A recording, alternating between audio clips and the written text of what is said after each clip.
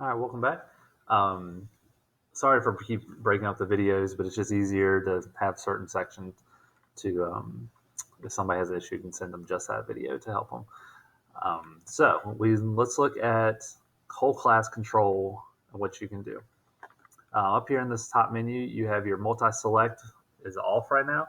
I can turn that on and I can pick 2 students if I needed to, or 3, or how many ever I need to if I saw they were off task, and I can say, hey, you guys need to get back on this website. And then that way it would send both of them to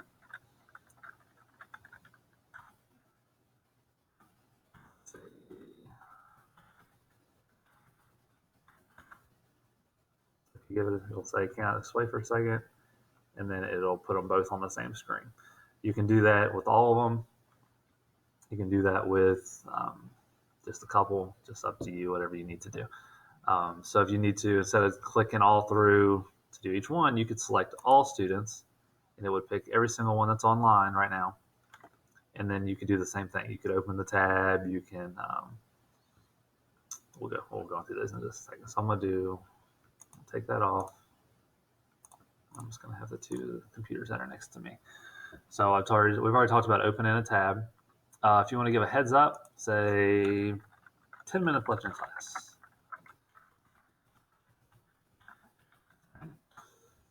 And it pops up on my screen. You can't see it. Well, I'll hold it up, but it pops up on their screen. It blanks their whole white, makes their whole screen white, and then you have your message that pops up on every screen, so everybody sees it at the same time.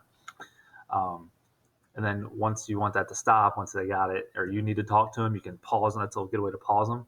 And you can end task, and then it puts them back on the page they need to be on, or they were already on. Same thing here. You can send multiple messages to multiple students, or send a message to multiple students. Sorry. This part, start a test. You can have this if do your whole class. Say I want my whole class to take a test on Excel or just do activity. You can change this to force the window. It has to stay open. If they try to close it, it comes right back. And then you can also close all tabs that if they're working on something and you just don't want no distractions at all, you can close that too. So if I hit start, it's going to take both of my students to IXL, and then that's all they can do. Like if I go on here, I don't even have the option on this Chromebook here to X out of that tab. So you can let that be when everybody's done. You can end your test session, and then it sends it back to how they were supposed to be. So that's just an awesome way to save time. No question about what site they need to be on. Testing mode is awesome. You can also, if you have something on your screen that you want to be on all of their screens, I can go to share screen.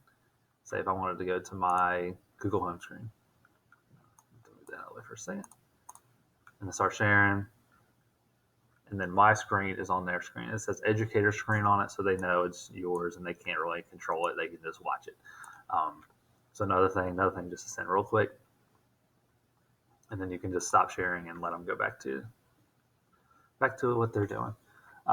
Apply outline. That's the outline we were talking about earlier that you want to set up. You can make it set your tabs, set your limits, set your basically all your settings right there, like we talked about a little bit earlier.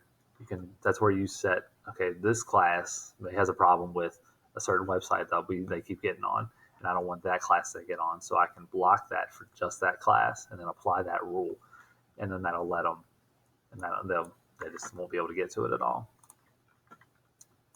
So, and then last thing for this section is release students. If you have a student that they're done with their work or something, they're signing out, or they're just completely done with the lesson, that you can release them and let them out, and then they can go. They have free reign on their computer.